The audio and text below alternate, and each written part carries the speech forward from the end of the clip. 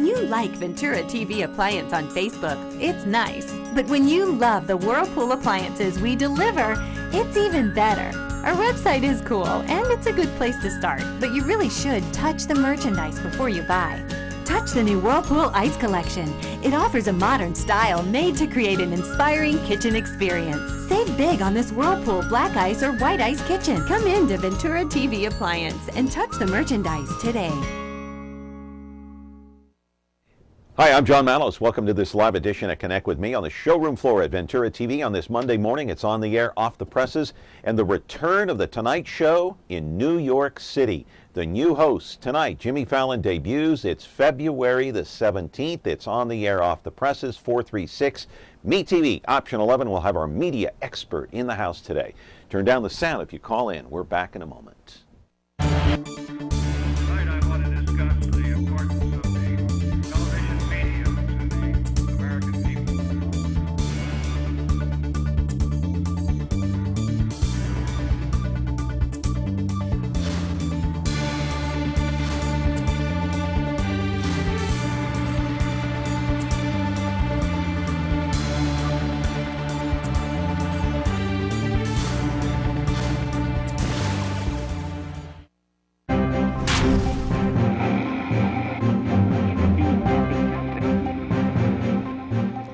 Welcome back to the show. Hope you had a great weekend. Here it's on the air, off the presses, and the return of The Tonight Show. It goes back to its roots in New York City tonight. First time in more than 40 years. The last time The Tonight Show was in New York City was 1972. It was Johnny Carson. He left New York City for the greater, greener pastures of Los Angeles and Southern California, you might recall. And that's where The Tonight Show stayed until tonight, when Jimmy Fallon becomes the the sixth host of The Tonight Show. And tonight's guest will be Will Smith and U2. And of course, Rockefeller Center is the home of The Tonight Show, which debuted way back in 1954 with Steve Allen. Here's a taste of what you might see, though, with Jimmy Fallon tonight as he debuts as host of The Tonight Show. It turns out we've done over 10,000 monologue jokes over the last 5 years. 10,000, that's crazy. In case you missed any of them, the best way I could summarize those jokes is that Joe Biden needed Obamacare after Anthony Weiner texted Justin Bieber a picture of Chris Christie dating a Kardashian on the Jersey Shore.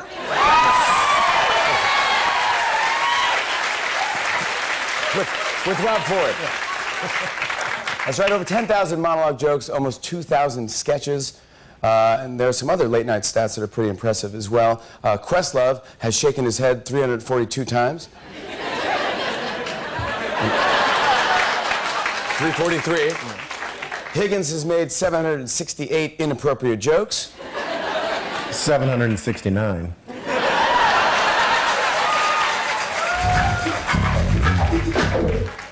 James Poyser has blinked 0 times. Still 0. Our writer Patrick Borelli has been hit in the crotch with an object 7 times. Is that right, Patrick? Still 7, Jimmy. 8. Live in our studio right now is Dennis Hart. He is our media expert here on Connect with Me, on the air, off the presses today. He's going to tell us whether or not Jimmy Fallon will stand the test of time on The Tonight Show, or will he be another Conan O'Brien? Will it be 6 months and out for Jimmy Fallon? Will Jay Leno get the call once again? Does Jimmy Fallon have what it takes? You know, Lorne Michaels, the executive producer of Saturday Night Live, thinks Fallon does have what it takes. We're going to take your phone calls at 436 MeTV option 11. Turn down the sound. Back with our exciting show, The Tonight Show, in just a moment. I love a joke. Say, Lucy, Yeah, Ricky? a tramp came up to me in the street and he said he hadn't had a bite in weeks. What'd you do, bite him? Opening butler joke, buddy, come on. The master says to the butler, Jeeves, did you put fresh water in the goldfish bowl? And the butler says, why? They didn't drink up what I gave them last night. You know that ancient joke about the guy who saves his regiment, shoots the cook? No. How does it go? Question is, will you be in front of the tube at 11:30 tonight watching Jimmy Fallon, the debut of The Tonight Show, first time in more than 40 years, the return to New York City? Dennis? Good to see you, my friend. Good to return to Clovis Yes. and Fresno with you here today, Yes. too. Yeah, we're back in the studio, Studio 6B, right? Studio 6B. You know, I used to work in that very same studio or across the hall from where Conan did his show, late night. Yeah, and I was in the Tonight Show studio with Johnny Carson many times. I worked at NBC, was in the audience a lot, saw Johnny walking around the set down in Burbank. It was a fun time, and it's a seminal moment for the Tonight Show again this evening, a seminal moment. Right, it really is, and I'm kind of excited to see it, but I don't know, and is the jury still out as to whether or not Fallon can do the job? Oh, absolutely. I think it's very much up for grabs. I don't know whether he has the chops to do the Tonight Show. Remember who's done the show, and we're going to see them later in the broadcast here. Yeah. Great people, Steve Allen, Jack Parr, Johnny Carson, Jay Leno. Fallon is 39 years old. He's the right age. He's been on late night for 5 years. Of course, he worked alongside Tina Fey, as we know, on Saturday night. But there's a different sensibility on late night at 12:35 than there is on tonight. Conan O'Brien did not have the chops to be able to make that transition and failed almost immediately on tonight, a drastic failure on NBC's part. Is Fallon different? He looks different. He looks more mature. He looks more mainstream. But it's very important tonight at 11:35 when all of us tune in for the first time.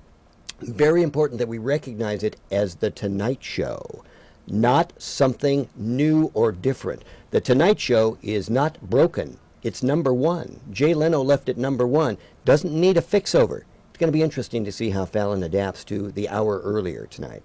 I like what you said. Fallon is mainstream, and Leno is mainstream. Absolutely. Is that what it takes to win the time slot in The Tonight Show, mainstream? Yes, absolutely, because the audience wants, and every bit of research shows this, they want to laugh a little bit before they go to sleep. After their local late news, they want to laugh, they want to go to sleep, they don't want to be insulted, they don't want to feel as if they're somehow inferior to the host. Letterman is this acerbic, this New York-based quality where he comes out and denigrates people and cranks at people. Folks don't like that. A lot of folks don't like that. They want to laugh, and Leno made them laugh. Carson made them laugh, and that's incredibly important for Fallon. He can't be too smart for the room tonight at 11:35. He can't make you feel or me feel that we're somehow inferior because we're not in New York City. Letterman often does that. Interesting. So why didn't Conan make it? Because he was too much of a cable guy, not with the mainstream, kind of far out there, and he didn't look comfortable, he didn't sound comfortable, he wasn't even funny to a certain extent. You knew the first night that you saw Conan, I remember this 5-6 years ago, you knew the first night that he was wrong for the show. The Tonight Show is an institution. It's been on the air for 60 years. Fine, quality, really good people have hosted that broadcast. Conan is a cable TV guy. There's a difference. Jon Stewart is a cable TV guy. Colbert is a cable TV guy. Their sensitivities are different. They get laughs by using the F word, by doing this outrageous comedy. That's not mainstream network television at 11:35 at night. Conan had a tough time making the transition from 12:30. He was still doing essentially a 12:35 show at 11:35. It's a different show. He was doomed to fail almost immediately. NBC had better be, and I'm sure they are well aware of that failure because millions of dollars, hundreds of millions of dollars ride on this choice. You know, and I will say this, to do the Tonight Show, you have to be up on current events. Yes. Because that's part of the monologue. That's Yes. part of being funny. So you got to be mainstream, you got to be funny, is what you said, and you have to be up on current events because Carson was. Oh, yes. He knew current events, as did Jay Leno. Yeah. In fact, Johnny Carson's monologue, Johnny Carson was the epitome of what the late night show is, and he set the model for it. Johnny Carson's monologue became the water cooler topic the next day in every business in the United States. So many people were watching Johnny at night. They'd go to work the next day and say, did you see what Carson did last night? Did you see what he said? Everybody did that. I mean, you grew up watching Johnny Carson. I grew up watching Johnny Carson. Our parents watched the Carson show, etc. He set the template for what this show has to be. And somehow tonight, Fallon has to represent Carson, Leno, Allen, and Parr. He can't say, oh, I'm a new guy. I'm going to change this show. The show does not need changing. It just has a new host. All right. You know NBC and the history of NBC quite well. You wrote a book on, of course, the Monitor, 2 books. 2 books on Monitor on NBC Radio. Yeah. Now, you're the perfect guy to ask about Steve Allen, who started The Tonight Show back in 1954, Rockefeller Center, of course, and he was the first host. And he lasted, what, a mere... 3 years. 3 years. 54 to 57. He could have hosted that show for 20 years. Yes. What happened? Steve Allen was 32 years old when he got The Tonight Show, the perfect host for the first late-night show in network television. Brilliant personality. He wrote music, 14,000 songs. He wrote books. He was a composer. He played the piano. Brilliant comedian. He was so good, NBC said, wait a minute, we need you to go and take down somebody else who's already on television, Ed Sullivan, at 8 o'clock on Sunday nights. They forced Steve Allen, and he didn't want to do it. They forced him to do an 8 o'clock live show on Sunday nights opposite Sullivan. Well, he couldn't do both. He was doing 105 minutes every night for Tonight, 5 nights a week from 11:15 to 1 o'clock in the morning. Now they wanted him to do this magnificent show at 8 o'clock on Sunday night. It wore him out. He had to quit Tonight in order to concentrate on the 8 o'clock show. And how did he do head-to-head against Sullivan? For a while, did pretty well. Never beat Sullivan, came close, but Sullivan was the master. He'd been on the air already in 1957, 9 years with the #1 show in the country. The show would be on the air for 26 years at 8 o'clock on Sunday night. And it wore Steve Allen out. I want to show a clip of Steve Allen, who went on the show initially and said, The Tonight Show is here to stay. It'll be here for many years to come. Many of you who don't know who Steve Allen was, he was the first host of The Tonight Show. Oh, yes. It says here, Winnie. This is Winnie, the unaided walking and talking doll. And she'll get no aid from me, I can tell you that. How do you start her walking and talking? Here, could you follow me up at the upper reaches here? There's, let's see, you wind it here. You wind it? Right. Can I take it back over here, Steve? It'll need a little, well, here. Oh, yeah, maybe you can go out that way. Hi, my name is Winnie. I can walk, I can talk, and I can sing. The farmer and the girl, the farmer and the girl. Oh, the baby and the farmer and the girl. These song pluggers are pretty sneaky. Leave them alone, and then I come home. Wagging his tail behind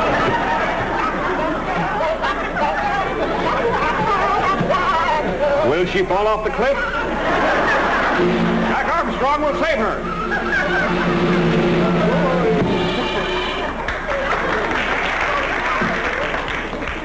And the remarkable thing is that she can talk with this bag on her head.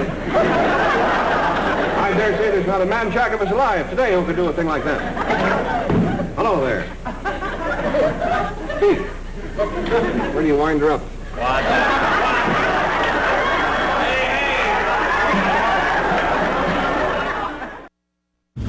When you're looking for KitchenAid innovation and quality, who has the answers, the selection, the price? Ventura TV Appliance.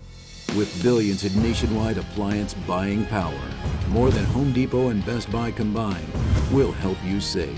Our low prices on Energy Star qualified KitchenAid appliances save you energy and money, and pay no interest on select models when paid in full within 12 months. Ventura TV Appliance, serving you since 1951.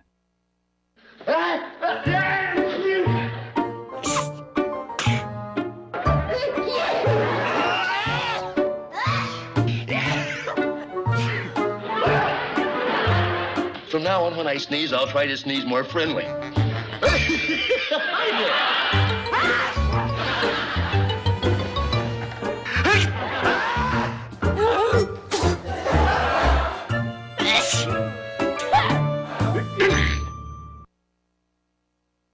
Hey, back here on the, not the Tonight Show, but this is Connect with Me on MeTV Fresno.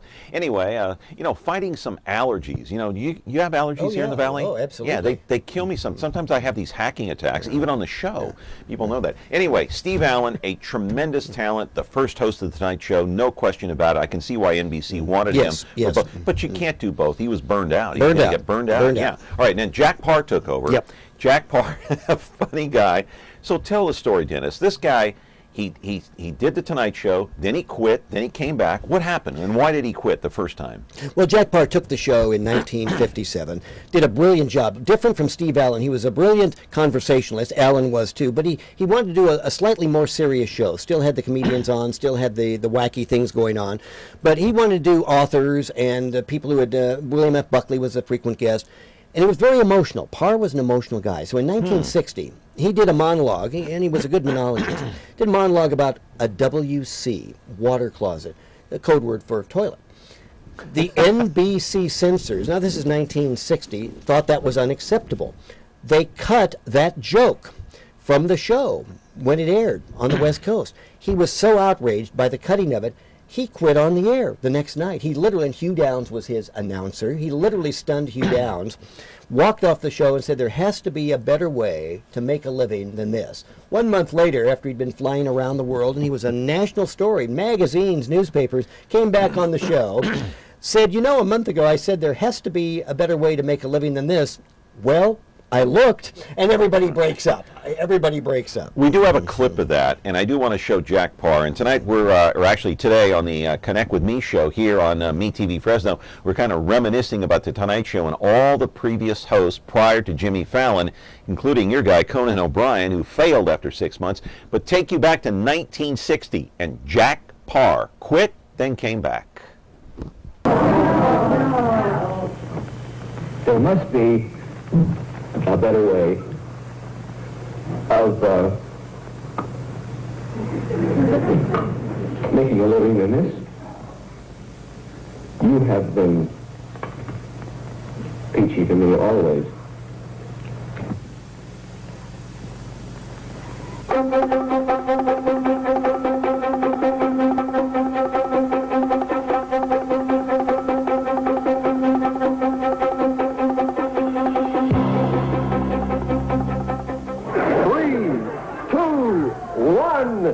Here's Jack!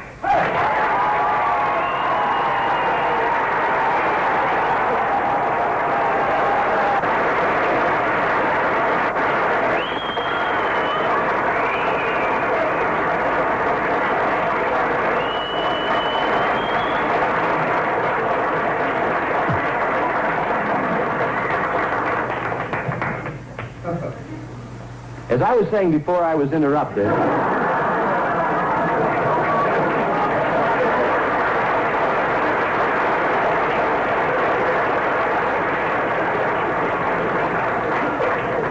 I believe my last words were that there must be a better way of making a living than this. Well, I have looked.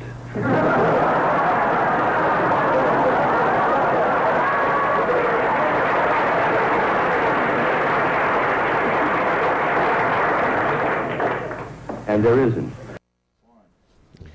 All right, during that time that he went off the air, did the Tonight Show go off the air too? No, they had guest hosts, as a matter of fact, as Johnny Carson often did. Yeah, but again, that showed you how emotional Jack Paar was, and he was a brilliant host.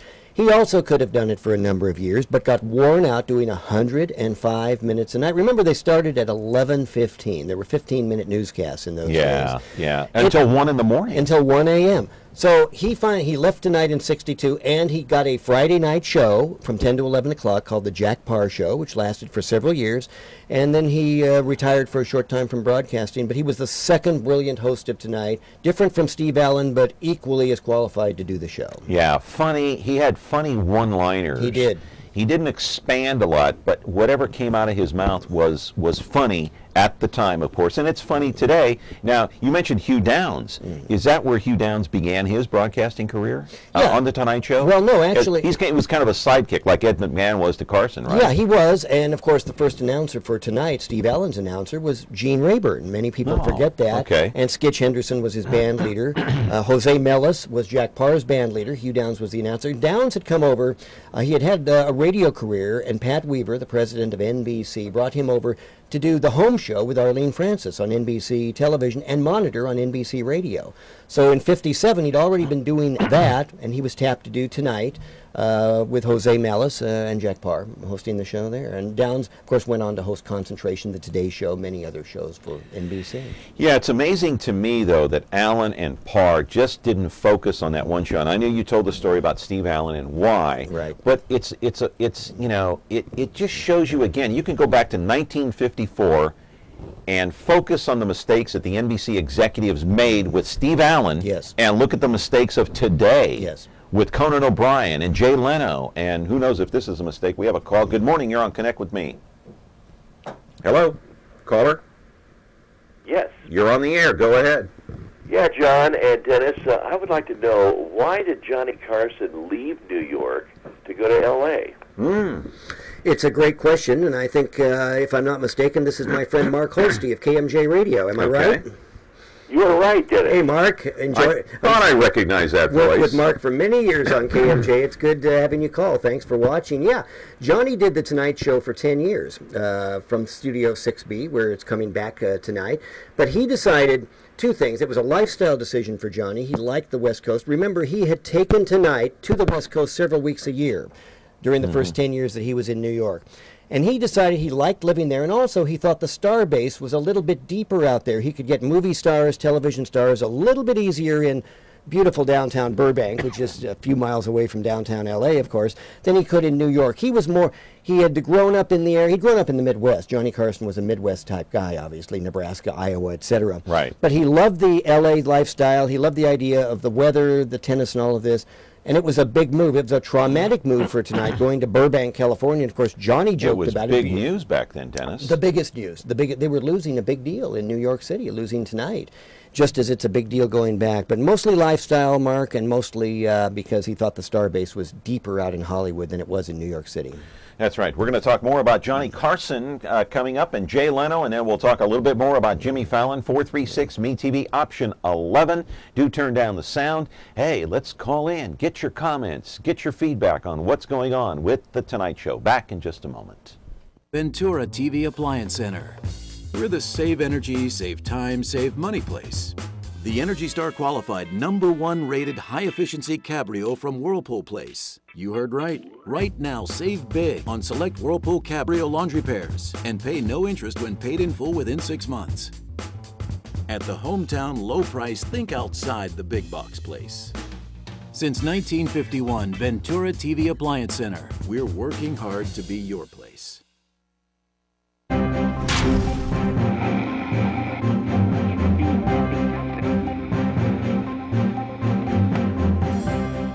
Got to tell you, nobody did it like Johnny Carson. My gosh, 30 years. I remember his last show. I don't remember his first show, obviously, but he took over for Jack Parr. What made Carson, do you think? Carson had this wonderful Midwestern sensibility and performance on the air. He was an everyman. He was not threatening. He was not mean. He was a nice guy on the air. People tuned in and they were very, very comfortable with Johnny Carson. Remember, he'd grown up in the Midwest. He'd done some game shows, Who Do You Trust, on ABC, done some radio, etc. Did he do What's My Line for a while or no? No, not didn't. What's My Line. Okay. But Who Do You Trust was his show that he yes, hosted. yes, and his announcer was Ed McMahon. So he brought Ed out. And the first band leader for Tonight was Skitch Henderson, who had been Steve Allen's. Then Milton DeLugg, and 5 years in, Doc Severinsen. But Johnny set the pattern, absolutely the pattern for how late night shows have to operate and how they do operate. And he didn't know how he was going to do following Steve Allen and Jack Parr. No. Two tough acts to follow. Carson didn't know if he was going to make it. That's exactly right. And for the first few months, nobody knew if he was going to make it. He looked a little tense. He was tense. He was a very young man. He was 36 years old, taking this gigantic thing that Parr had made a success and Allen had made a success. And suddenly, within a couple of months, it kicked in. He became very comfortable with McMahon. McMahon was a big help to him. McMahon would laugh very loudly at the jokes, would prop him up, would set him off. And Johnny's acknowledged this. McMahon was a big part of the Tonight Show's success because they melded together so beautifully, more than anybody ever had before or since. And so Tonight just worked. The monologue, he would tell 10 minutes worth of really funny jokes. Then his current events, though. They'd do a skit. He'd do a skit. He had a rolling cast of characters that he would do. Karnak the Magnificent, Floyd R. Turbo, Aunt Blabby, El Moldo. He'd dress up in these wild things, and the audience just bought into it. They laughed. I used to, I'm watching tonight with Carson doing Karnak. I'd write those things down. I took them into my Spanish class at Fresno High School the next day, Mr. Elisecchi's class, and I'd beg him to let me do Karnak in front of the class. He allowed me to do it. Somebody played Ed McMahon to my Johnny Carson. I love doing that. To this day, Johnny Carson is the icon for everybody who watched the show. The second best thing about The Tonight Show with Johnny Carson was the opening, the theme song. Everybody knew that song. Oh, everybody in the country knew that song. All right. If you haven't heard it, I don't know where you've been, play Johnny Carson. Here it is. And now, ladies and gentlemen, here's Johnny.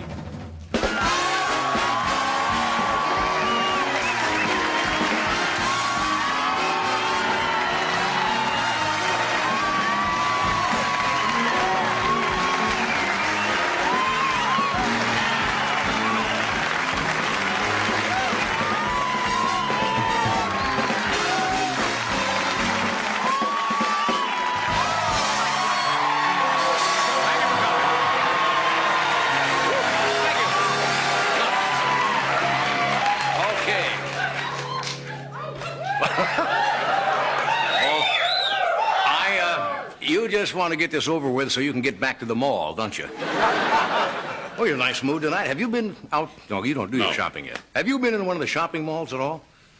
Out here? Grim. It's like down in Calcutta with Muzak.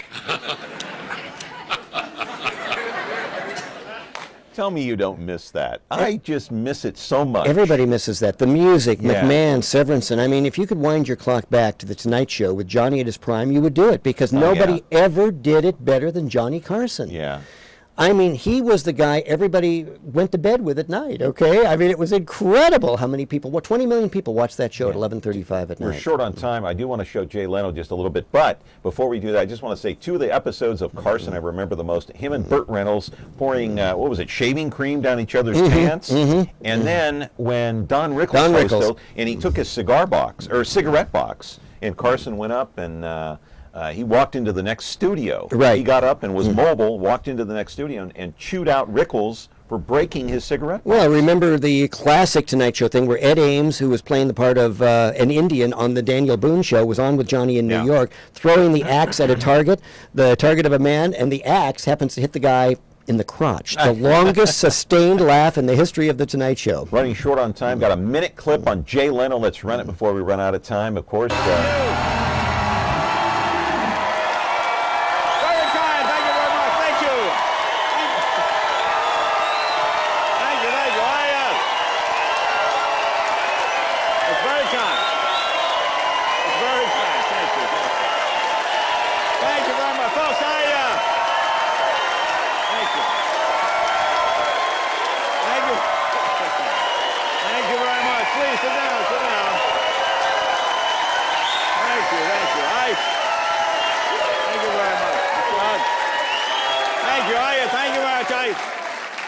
Thank you, everybody. I don't like goodbyes. NBC does. I don't care. I don't care for them. Well, tonight is our last show for real, and see, I don't need to get fired 3 times. I get the hint. You know, being together all these years, very close staff. It's kind of like graduating from high school. A high school for really stupid people that have been in the same class for 22 years. That's kind of what it's like. Yeah. You know, this is the second time they forced Leno off tonight, NBC. Yeah. The first time was a drastic mistake. I suspect this could be. I don't know why they're forcing him off, because he's number one in every demographic, number one in total audience. It makes no sense. It's a tremendous gamble tonight for NBC. So when do you take Leno off? How long do you let him go? That's the question. Until, he earned the right, because remember, he rescued Tonight after Conan O'Brien dumped it in those 6 months he was hosting. He brought it back to number one. I think NBC owed him the chance to retire when he wanted to, like Johnny retired when he wanted to, because he saved Tonight. He saved it. They owed him that. NBC executives made a mistake with Steve Allen, Jack Parr, We'll see if this is a mistake. And they made a mistake with Conan O'Brien, too. Yeah, the Don't mistake forget with that. Alan and Parr was Alan forcing him to do another show. Yes. Parr, they overworked him, etc. Yeah, this. And we're not Conan gonna, was the wrong guy. He was the wrong we'll see guy. If Fallon is the wrong guy. 20 seconds. Fallon has to focus on what? He has to reassure us in the first 5 minutes of this show this evening that it's still The Tonight Show and that he's very much in the same vein as Alan, Parr, Carson, and Leno, not in the same vein as Conan O'Brien. That's very important tonight. Hey, when you come back next month, we'll see how Fallon is doing. We'll know. We'll have some ratings, won't we? Good to see you, my friend. All right, good to see you. Take care. Take care. All right, Dennis Hart, our media expert here on Connect with Me on MeTV Fresno. Another edition coming your way. Have a great day.